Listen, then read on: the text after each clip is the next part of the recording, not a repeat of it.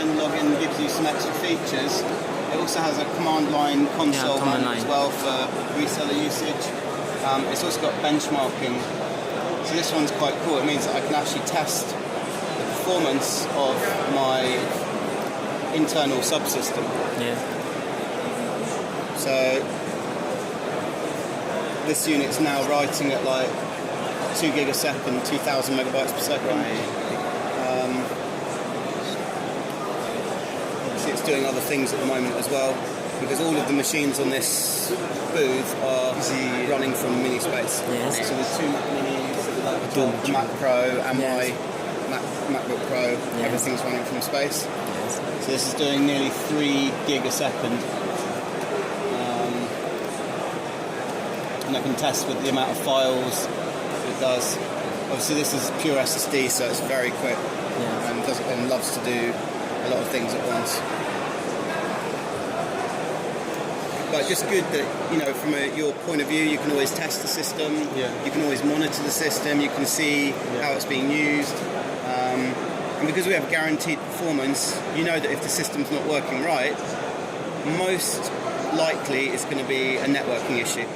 Because I would say more than 95% of the problems we ever see is bad networking or how the space is connected in, rather than the space itself. Yes. I mean, our current amount of support issues based on the actual space itself is less than 2%. Yes. So, you know, it's very much appliance level.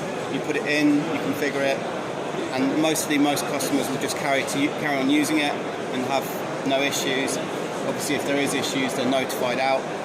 If you have problems, we can go in remotely to the space. So if you give us a team viewer on one of the workstations, we can go into the space and see exactly what's up, change anything. Yes. So you've got very good assistance from our support team. Yes.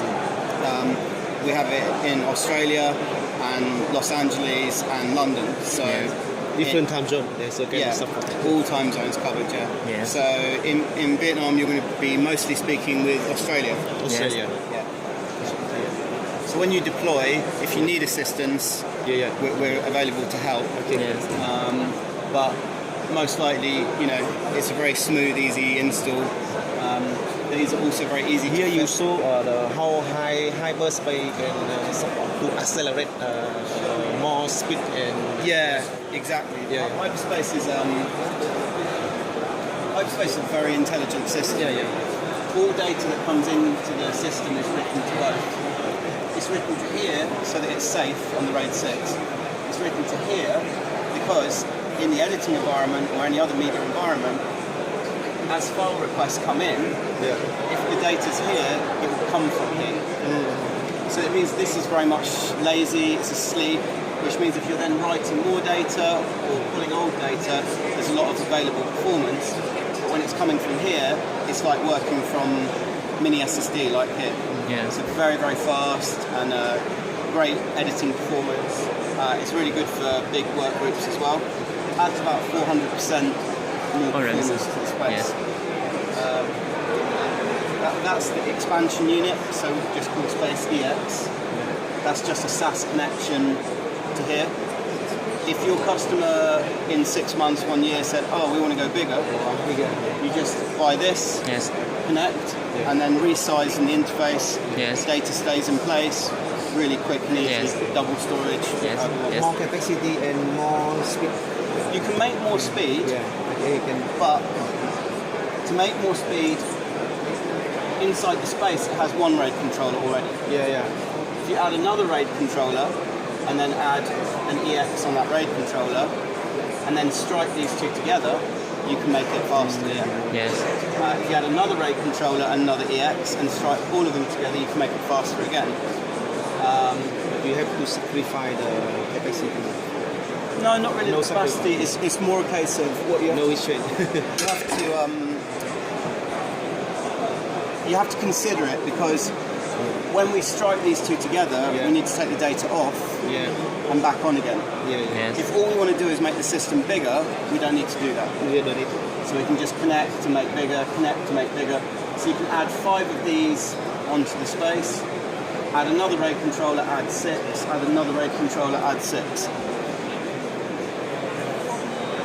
But when you hyperspace for the first time, data needs to come off and come back on again. If you add or try to make a RAID 60, data needs to come off and come back on again.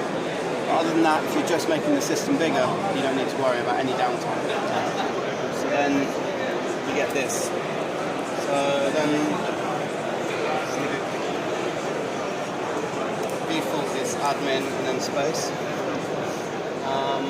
Just the splash screen tells you some information about the system, stuff that's going on. You've got a restart and shutdown button.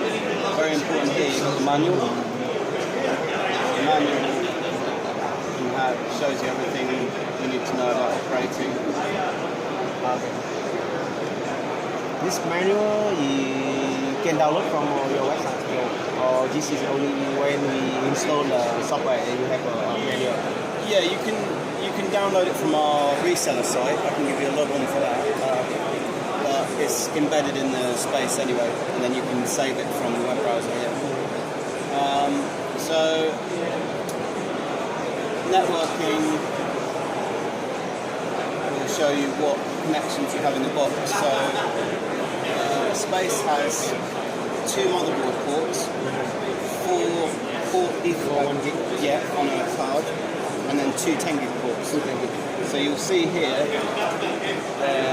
which one's which, and here it tells you whether it's 1 gig or 10 gig or 40 gig. You can flip down and see the settings. You can also see the activity on the port, and then you can edit it. Inside here you can set IP address, subnet mask, name it to help you to reference what it is. If it's 10 gig, I recommend jumbo frames. If it's 1 gig, just use standard frames, 1500. We have loop protection, which means if there's multiple connections to the box, you don't end up with network loops. You can make ports issue DHCP as well. Bandwidth control. Bandwidth control is very interesting because you can give like the second 10 gig. You can have a QoS system, so you can add a single IP address in. So I could add my client IP address into here, and then I can put in the megabytes per second that I'm allowed for read and for write. Maximum. Give you the maximum. Yeah, if you want maximum, then don't worry about bandwidth control. Yes. But if you want to limit edit suite so that it has good read but not good write, then you can limit its send and receive, so that it can't hit the space box too hard. So if you've got a number of edit suites and you just want to make sure that they're not going to copy too hard to take performance, it's a good thing to use. You've got network tools built in like ping and traceroute, which helps you when you're installing. You've got the settings for it as well, so you can set up gateways, HTTP proxies.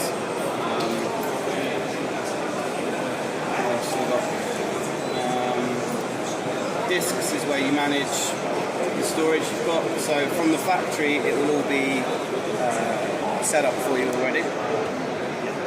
If you were to add like Space EX, you can then use the resize, and you'll have a slider you can pull to make it bigger. We've got write balancing technology, which means it helps to balance reads and writes, which with disk-based systems, I always switch it on. But I'm using a mini SSD, so I don't need to switch it on. You have disk optimization, so if we were using bandwidth control, we enable this. If we're in an editing environment without bandwidth control, we have this. And if it's in production where you want good write performance and better write performance than read, then use production mode. Oh, yes. Yeah, one more, 3 more. So Workspaces is your SharePoints.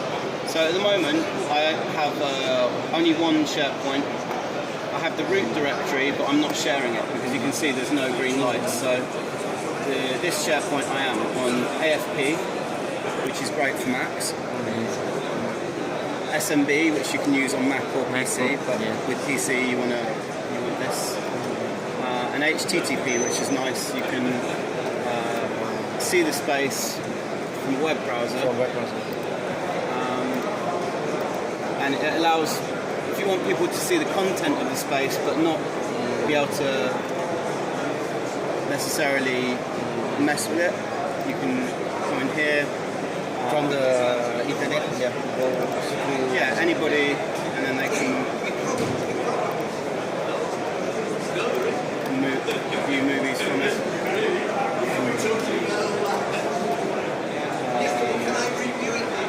Or you can view within the web browser as well.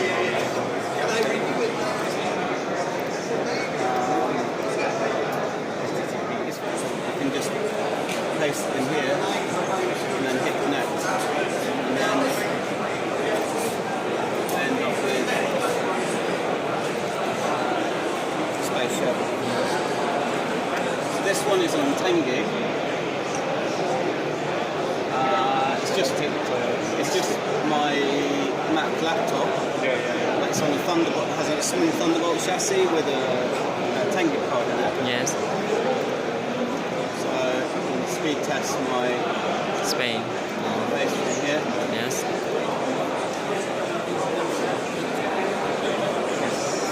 So this one's quite quick. With a 1 gig connection, you'll have about 120. And with this is on Cat 6 10 gig. Yes. So it does about 700, 800. With a SFP plus, so fiber, Yeah. then 1,100 megabytes per second. Yeah. very fast. Fiber này lên tới 1 GB nè. So then it's just as simple as working with any server, and that's all the client gets from the space. The web browser interface, you can say, is more for admin use, and once you've set it up, you can lock people out. So in your system settings, you've got system users, so you've got the admin, you've got a normal user, which is more restricted, and we also have a super admin user as well, which I can give you the details of, but I wouldn't give that to the customer. Inside, so if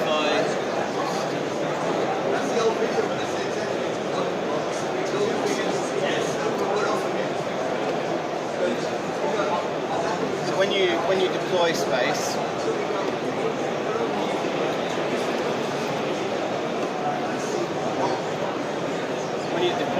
you have a very handy monitor. And the monitor shows you live usage from the system. So CPU load, what the disks are doing in terms of weights, the disk read, the disk write, the data received, the data sent. You can even expand that to a larger view, and then you can configure it and add all sorts of things in. So you can look at how many, say, connections the box has, so how many AFP shares we're working with.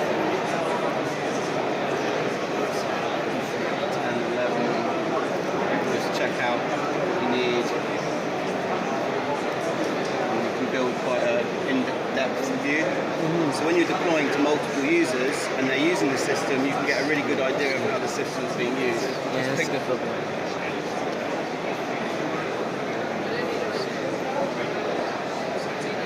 Target if you have a backup device. Yes. But at the moment I'm running AFP and SMB. Yes. The nice thing is if I have guest read and write, so it's open, these two protocols work very nicely together. So permissions are very good between the two. Yes. NFS is more of a low-level access for Unix and Linux systems. So if you switch that on and you have that sharing, sometimes there can be some collisions in terms of permissions because they don't necessarily play very well. Yes. If you want to have authentication, obviously you can change that to authenticated read and write or authenticated read only. Also we have the support for Avid bin sharing as well.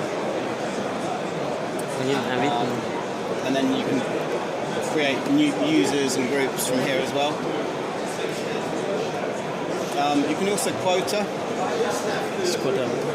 So if I want to quota the SharePoint, this unit is only 1.5 terabytes. So if I want to save it so that it doesn't get full up, maybe I only give them like a terabyte for now, and that will dynamically sizes this, so the clients only see that much storage. Yeah. It's quite nice if you're a facilities house and you're renting storage, because maybe you only rent 1 terabyte and then the customer fill it up and then they want more storage, so you just go in here, move this and charge customer more money. Yeah. You can do IP restriction as well, so you can prevent single IPs or ranges from seeing the space at all for security purposes. Okay.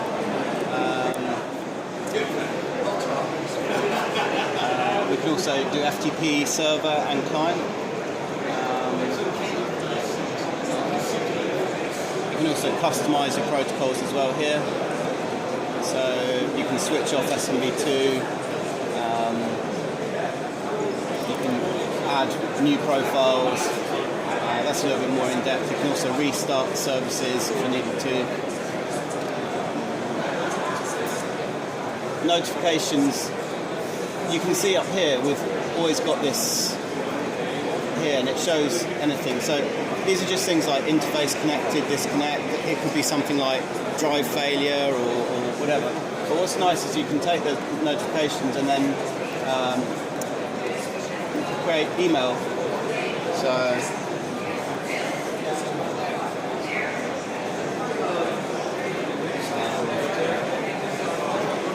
So we can have all sorts of alerts. So a nice one maybe to have to send to you would be when the storage is getting full, so that you know when to contact the customer to sell them more storage.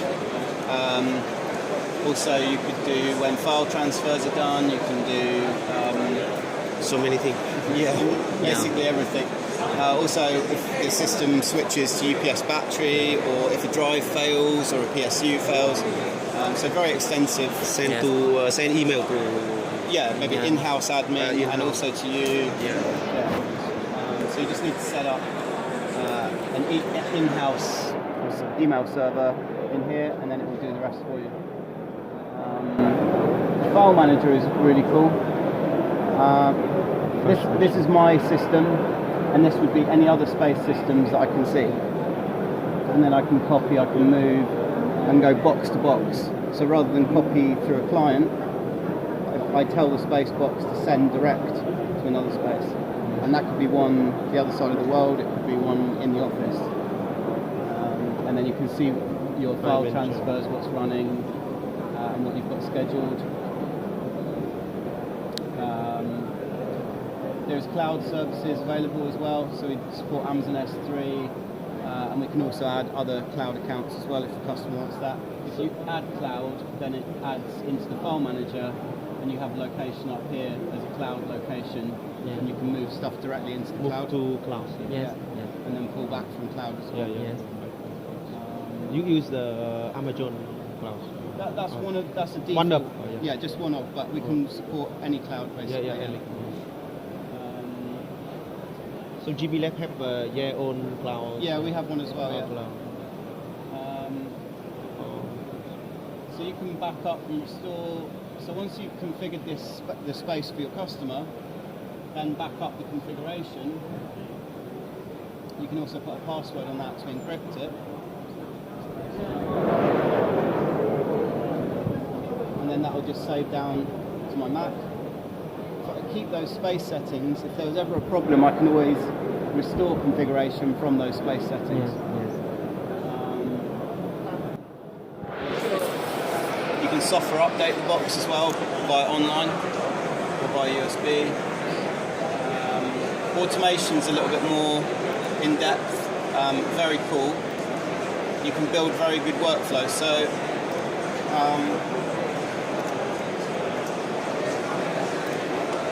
you can have basically when files are created or moved into a folder, when they're deleted from a folder, when a device is inserted, or at a scheduled time, we can make things happen. We select a folder that we want to use.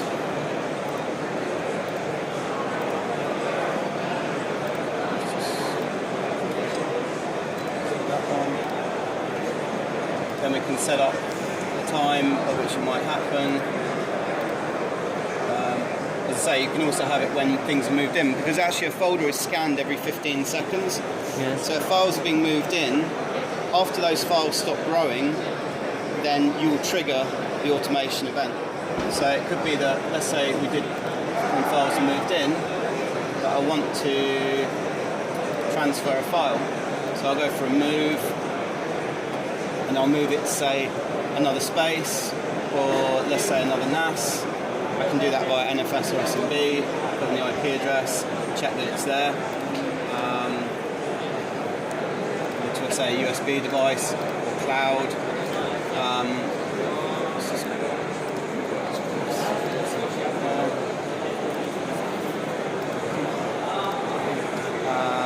I can then have it email me an alert once it's done.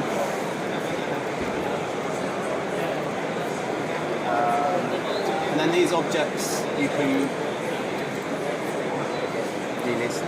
move these around. You can create your own workflows. You can do renames of files.